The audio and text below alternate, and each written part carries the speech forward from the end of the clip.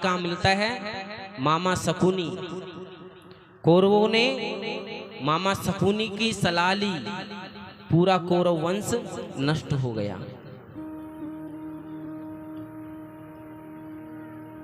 तो घर में माता पिताओं का आदर कम हो गया है, कोई किसी की नहीं सुनता है। अच्छा, पति पत्नी में भी प्रेम नहीं रहा।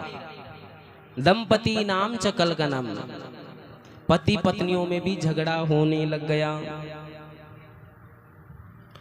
तो बोले कि मैंने पृथ्वी को सबसे श्रेष्ठ समझ करके इस पृथ्वी में आया, लेकिन यहाँ पे भी मुझे शांति नहीं मिली। फिर मैं वृंदावन गया। वृंदावन गया तो वहां पे बड़ी विचित्र घटना। नारद जी कहते हैं कि मैं सर्वश्रेष्ठ समझ करके वृंदावन गया तो वहां पे बड़ी विचित्र घटना घटी। आप हम सब भी एक बार उस वृंदावन में चलते हैं, अपने तन को यहीं रख करके मन को वृंदावन में लेकर के चलते हैं और भगवान नाम का संकीर्तन का आश्रय लेकर के भगवान का कीर्तन करते हैं। आइए। मन चल रे वृंदावन धाम, राधे राधे गाएंगे। मन चल रे वृंदावन धाम, राधे राधे गाएंगे। राधे राधे गाएंगे, श्यामा श्यामा गाएंगे। राधे राधे गाएंगे, श्यामा श्यामा गाएंगे। राधे राधे गाएंगे, श्यामा श्यामा गाएंगे। राधे राधे गाएंगे, श्यामा श्यामा गाएंगे। वहीं पे मिलेगा विश्राम, राधे राधे गाएंगे। चल रे वृंदावन धाम, राधे राधे गाएंगे।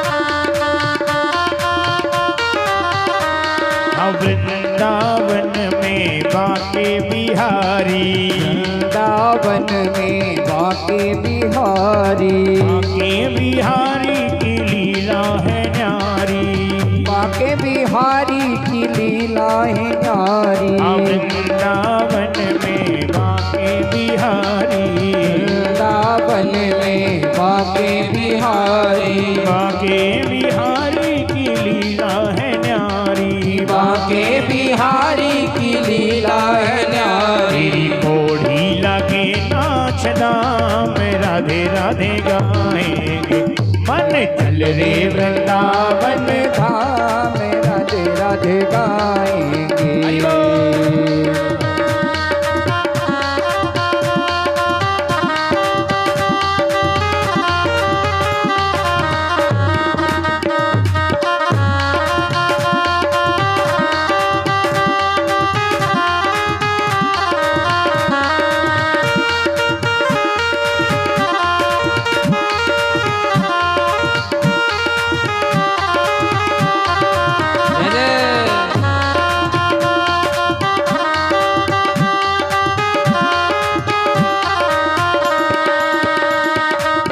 वृंदावन में यमुना किनारा। वृंदावन में यमुना किनारा। निर्मल शीतल बहती है धारा। निर्मल शीतल बहती है धारा। वृंदावन में यमुना किनारा। वृंदावन में बहती है धारा। निर्मल शीतल बहती है धारा। निर्मल शीतल बहती है धारा। मिल जाए श्यामा श्याम, राधे राधे गाएंगे, तुझे मिल जाए श्यामा श्याम राधे राधे गाएंगे। मन चल रे वृंदावन धाम, राधे राधे गाएंगे। मन चल रे वृंदावन धाम, राधे राधे गाएंगे।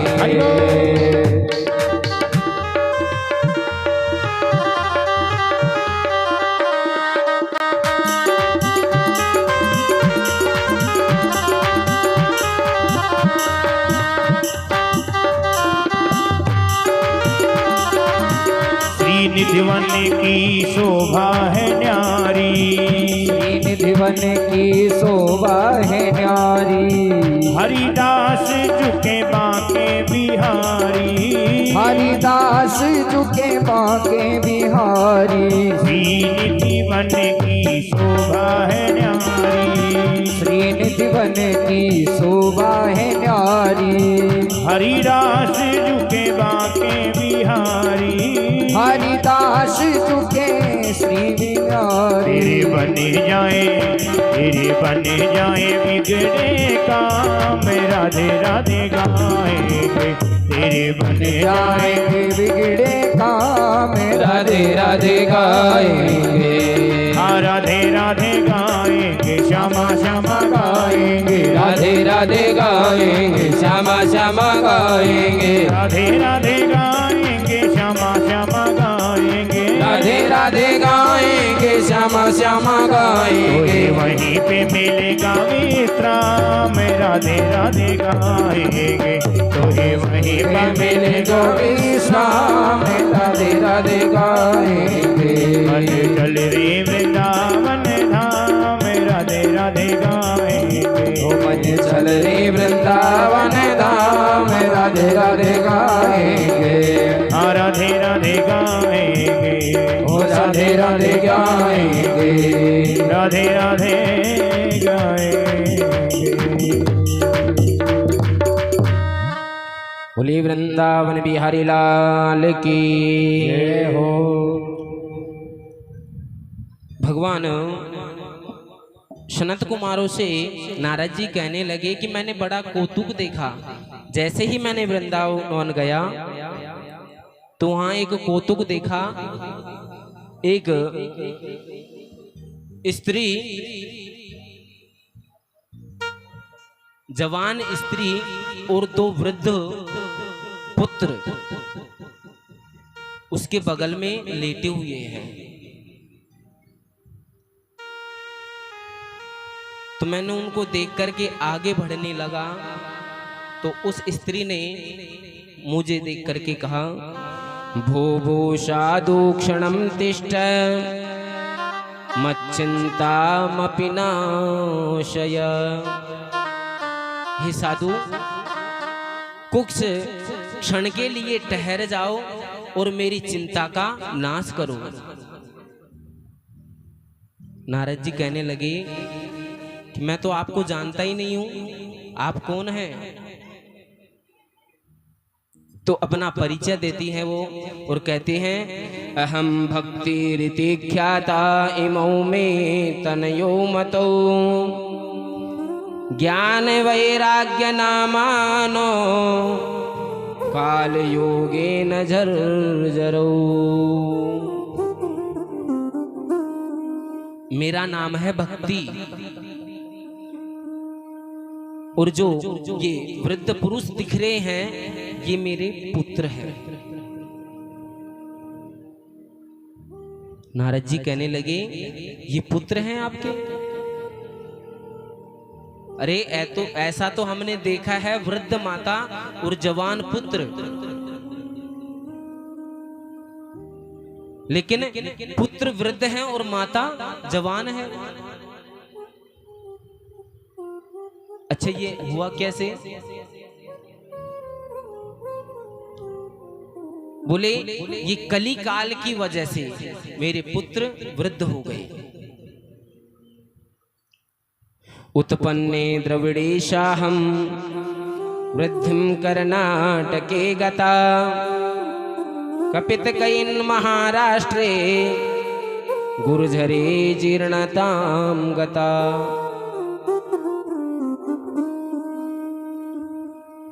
मेरा जन्म द्रविड़ देश में हुआ।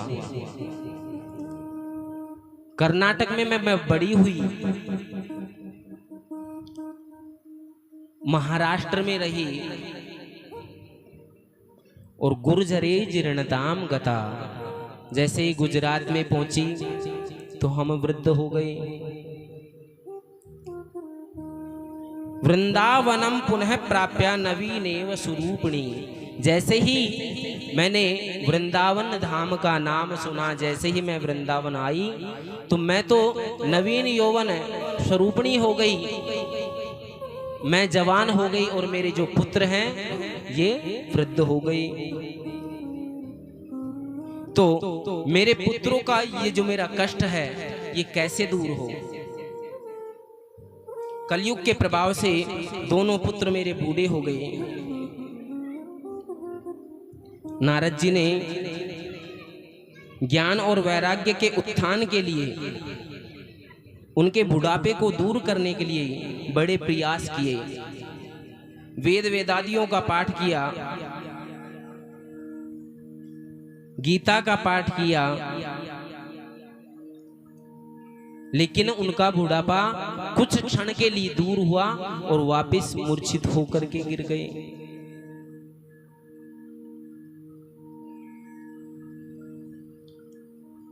अब आकाशवाणी हुई, शतकर्म सूचिको नूनम ज्ञान यज्ञ स्मृतो भुदई।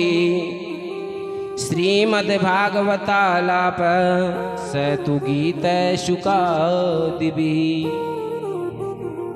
आकाशवाणी हुई, और आकाशवाणी में क्या हुआ, क्या कहा आकाशवाणी ने कि सत्कर्म करो।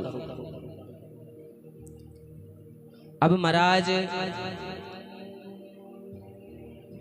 किसी से मैं सत्कर्म के बारे में पूछता तो सब मना कर देते कि सत्कर्म है क्या। सत्कर्म के बारे में कोई नहीं बता पाया।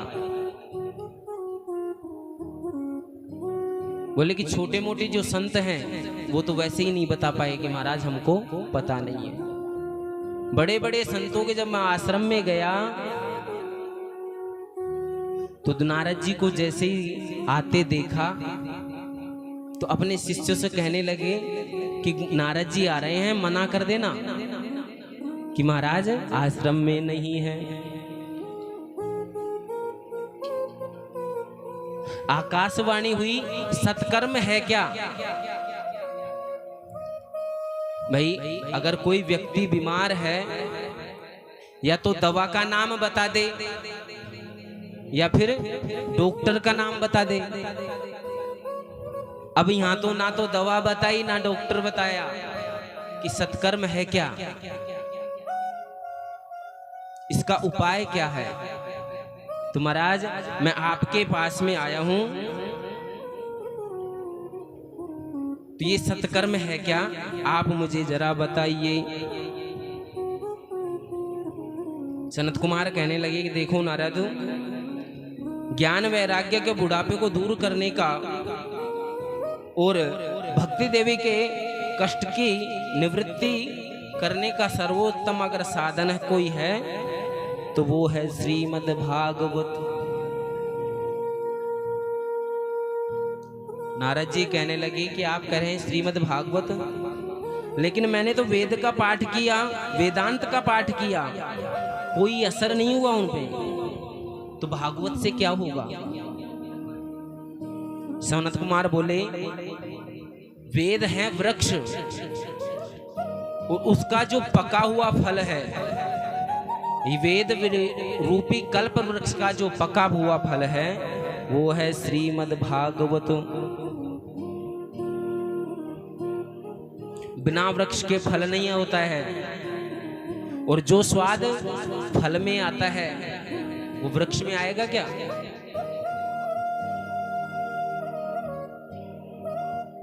जो वेदांत का जो रस है वो है श्रीमद् भागवत।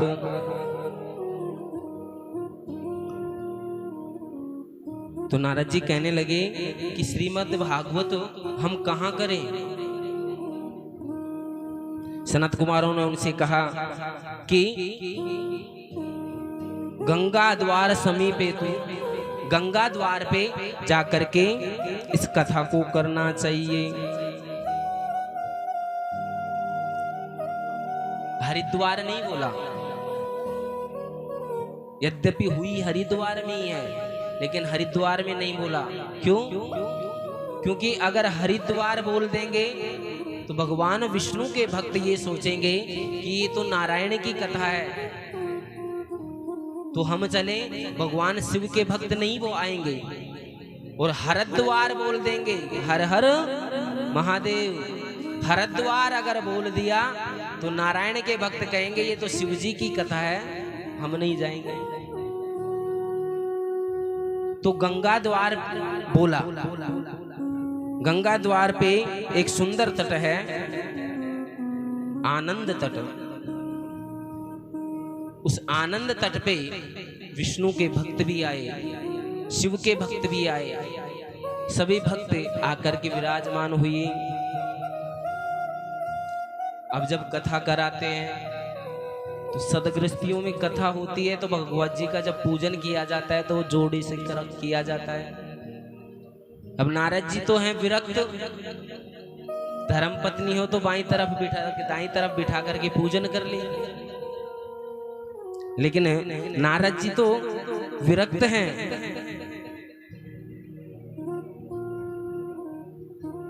तो कहते हैं अगर विरक्त भी कष्ट की निवृत्ति के लिए सकामना लेकर के अगर कथा करवाए तो उसकी भी कामना पूरी हो जाती है। बोलिए राधे राधे राधे राधे।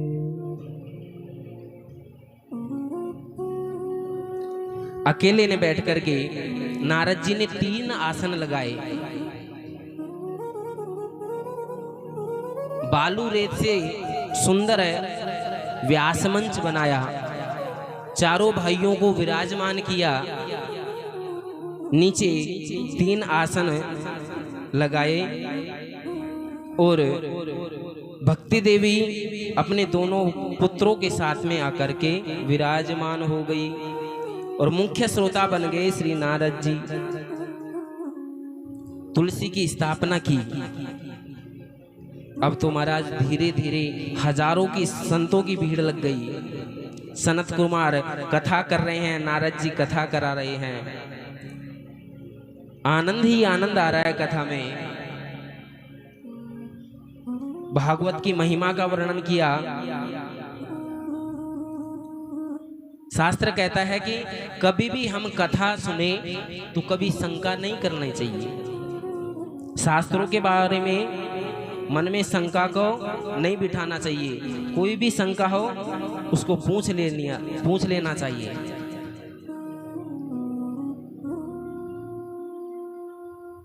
सनत कुमार कथा सुना रहे हैं, भक्ति अपने पुत्रों के साथ आकर के विराजमान हुई, लेकिन किसी को दिखाई नहीं दे रही है। नारद जी ने कहा, मैं आपसे एक प्रश्न कर सकता हूं?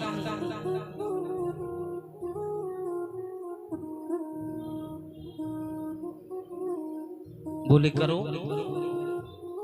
तो नारद जी कहने लगे कि अगर कोई भक्त आदमी कथा को श्रवण करके अगर मुक्ति पा जाए तो कोई बड़ी बात नहीं है। जिसने जीवन पर्यंत अगर भक्ति की फिर भागवत करा करके मुक्ति पाली तो कोई बड़ी बात नहीं है। लेकिन कभी कोई पापी दुराचारी की भी भागवत सुनने से मुक्ति हुई है क्या? तो सनत कुमार कहते हैं कि आप कह रहे हो दुराचारी पापी, ये मानवा पाप कृतस्तु सर्वदा सदा दुराचार रता विमार्गगा क्रोधाग्नि दग्ना कुटिलाश्च कामिन् सप्ताह यज्ञेन कलौ पुनन्ति ते। सनत कुमारों ने सुंदर व्याख्यान किया। जिस मनुष्य ने जीवन में कभी सत्कर्म नहीं किया हो, सदा दुराचार किया हो, पाप ही पाप किया हो, जिसकी पाप करने की मनोवृत्तियां बन गई हो,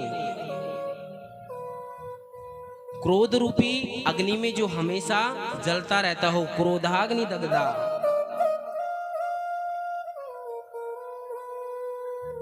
और जिसका जीवन सत्य से हीन हो, ऐसे भी व्यक्ति की भी मुक्ति हो जाती है।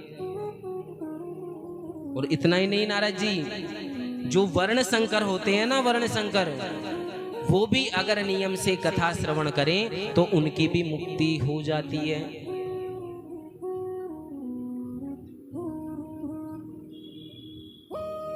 और किन किन की मुक्ति हो जाती है कि जीवन पर्यंत पाप ही पाप किया हो और मृत्यु के बाद में महान प्रेत बन गया हो, उसकी भी कथा श्रवण करने से मुक्ति हो जाती है। नारद जी बोले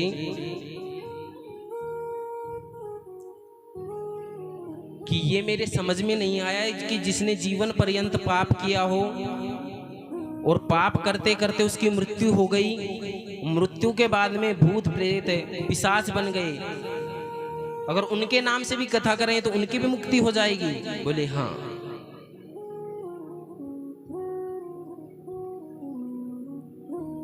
तो नारद जी ने सनत कुमार नारद जी को एक सुंदर कथा सुनाई।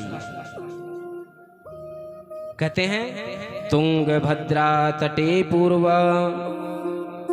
मभुतपत्यापनमुत्तमम् यत्र वर्णाश्वधर्मेण सत्य सत्कर्म तत्परः। तुंगभद्रा, तुंगभद्रा एक नदी के किनारे एक सुंदर नगर है। उस नगर का नाम क्या है? उत्तम नगर।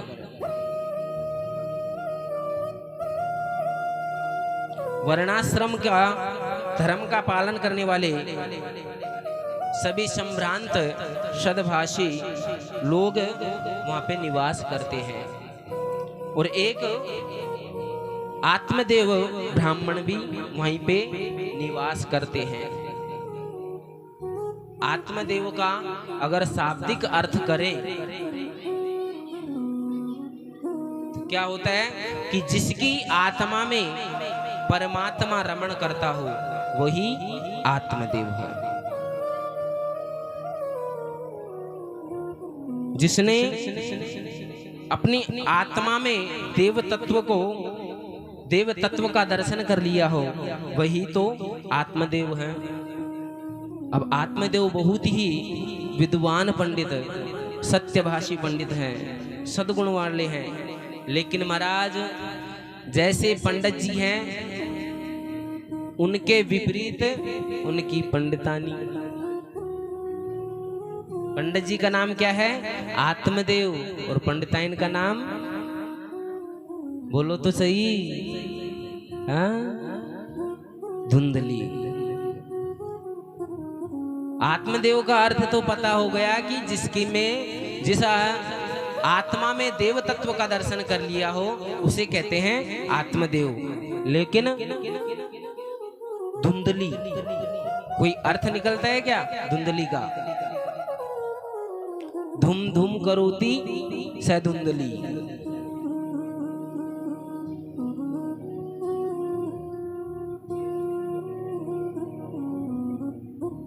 जब चूल्हा चलता है ना और गीली लकड़ी हो जाती है, अब तो गैस चल गई, पहले जब चूल्हा जलाते थे तो किसी लकड़ी के अंदर से, काष्ठ के अंदर से धुआं निकलता था, तो वो लकड़ी धूं धूं धूं करती रहती थी लेकिन जलती नहीं थी।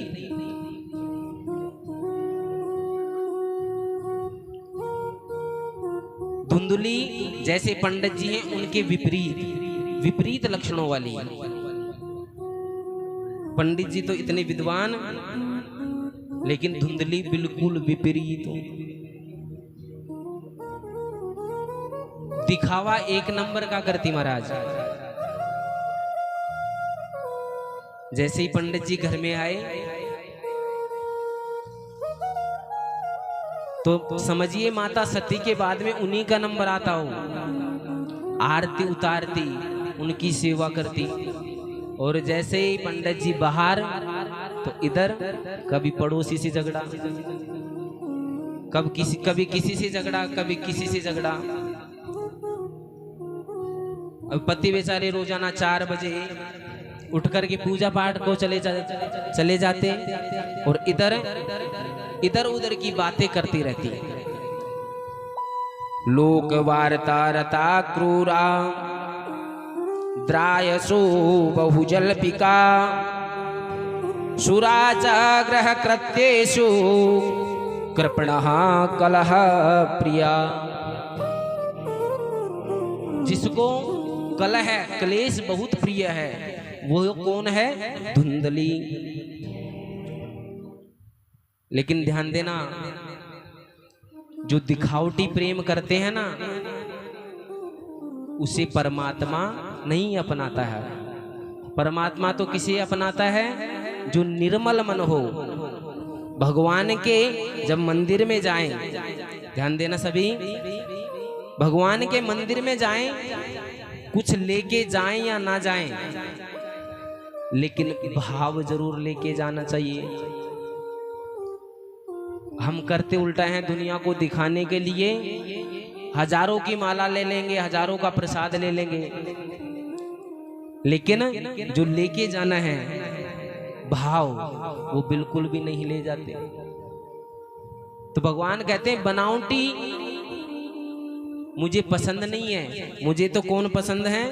बाबा तुलसी रामायण में लिखते हैं, निर्मल मन जन सो मोहि पावा। निर्मल मन जन सो मोहि पावा। निर्मल मन जन सो मोहि पावा। निर्मल मन जन सो मोहि पावा। मोह कपट छल छिद्र न भावा। मोहि कपट छल छिद्र न भावा। मोह कपट छल छिद्र न भावा। मोहि कपट छल छिद्र न भावा। परमात्मा कहते हैं कि मुझे निर्मल मन वाले पसंद हैं। कुछ छड़ाओ या ना छड़ाओ, लेकिन निर्मल मन से भगवान के हो जाओ। बोलिए बाल कृष्ण भगवान की जय हो।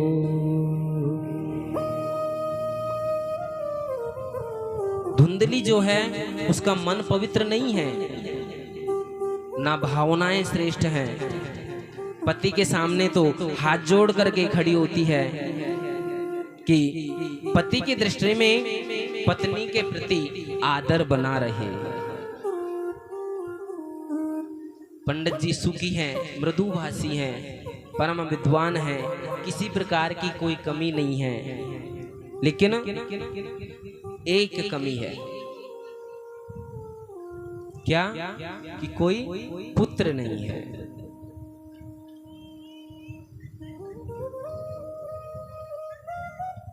घर में तुलसी का बिरवा लगाते तो तुलसी का बिरवा भी सूख जाता।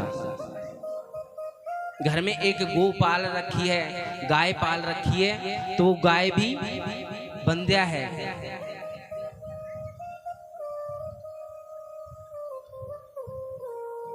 अब इधर से पड़ोसियों का आना जाना चालू। पंडित जी आपके घर में जो तुलसी है ये सूख क्यों जाती है? पंडित जी कहने लगे क्या बताऊं, जल तो रोज देता हूं, पूजा भी करता हूं। अच्छा, और जो गाय बंधी हुई है तुम्हारे वहां ये बंजा क्यों है?